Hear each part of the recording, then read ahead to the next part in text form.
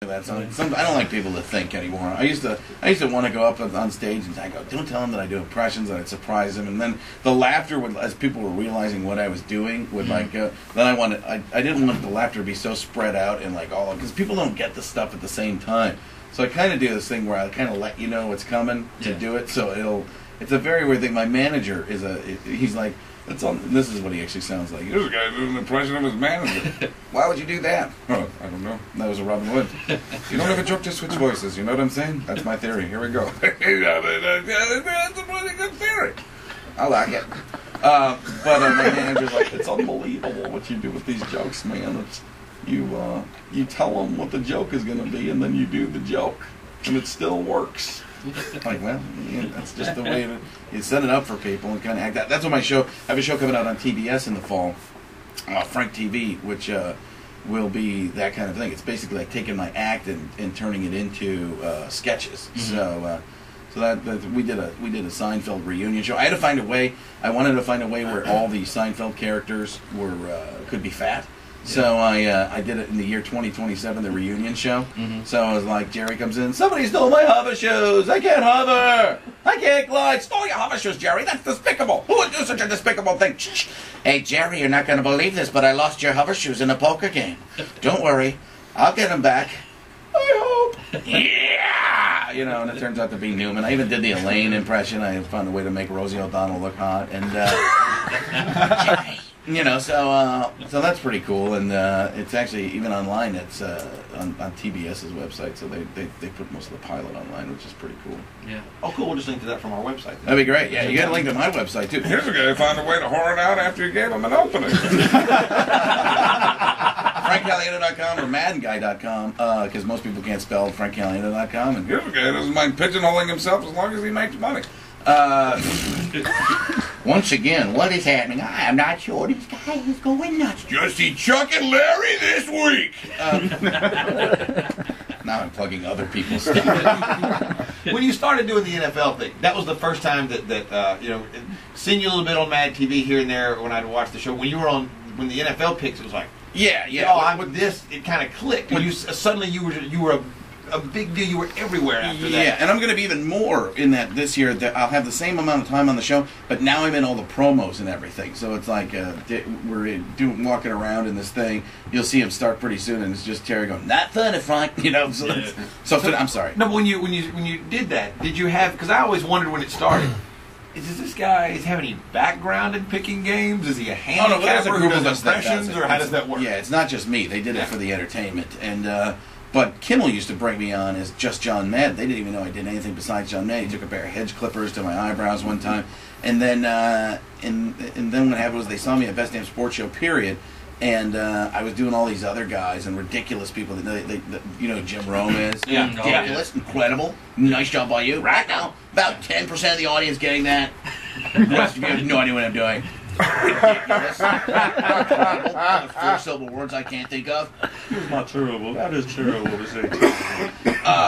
But yeah, they saw me do that, and then I auditioned against a couple other people, and got it. But that was the biggest thing. And every week it's like being on American Idol, and Bradshaw thinks he's Simon Cowell because he'd be like, "Not funny, Frank, not funny." And after the shows, I was like, "Very funny, Frank, very funny." Like, why can't you say that while I'm on TV? Well, Howie hasn't explained the joke to me at that point. It was fun because I was when we were shooting these promos, we were actually driving around. Most people have like limos in LA and stuff like that. Not Terry and Howie and those guys. They rent a car or a truck for Howie, and he drives everybody around. So we're on the 405 freeway with Howie Long driving me, Jimmy Johnson, and Terry Bradshaw around. And people are like looking at us. We're making wrong turns. We're making illegal U-turns and stuff like that. But how many endorsement deal with Chevrolet? Yeah. But how many people just shout at you as they like if the four of you were in the car and they recognize you? It's like, oh no! Nobody's shouting at me at that point. They're shouting at those three guys because they can't walk anywhere. We went to an Italian restaurant and a fight broke out, having nothing to do with the guys. But the guy in the fight actually said, "You'll pay for this." Who says that in the real world? And Howie's like, "This stuff happens to us all the time. Like we should be a reality show. We would be good, Frank." Yeah. Well, you know, people will yell your name now, Frank, for being on this show. Yeah, that's going to be. That's why I'm here. Mm-hmm. I'm here to get my name yelled at. You need to put that on your website resume that you've appeared on this show. I've been on. I've got a pretty good resume. The great thing about resumes is you start them, and you can finish them later.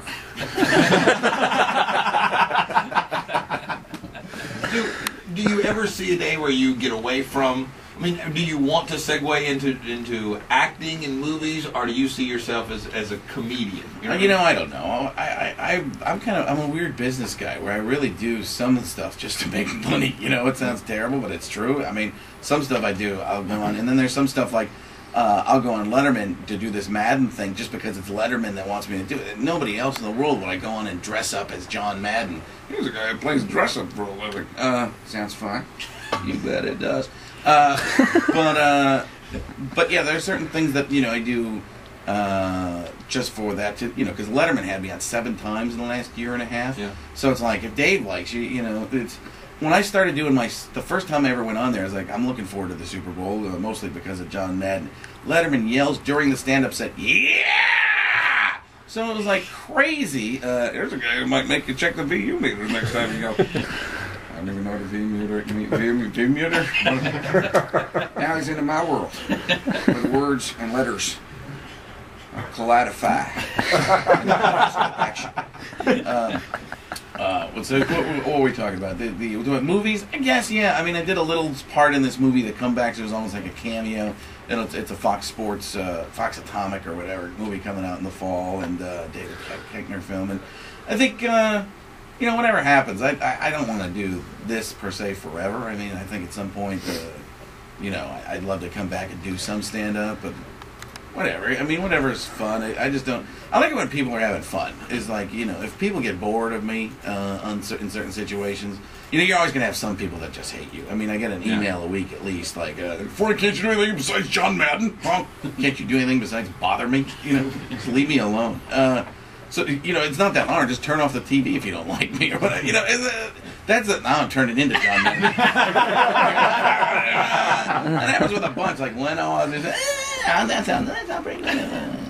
So so I don't know what I'm gonna do. I've never really thought about that in the future. It's really just kind of like going little step by step and seeing what I could do, and that's so far those steps are going upward.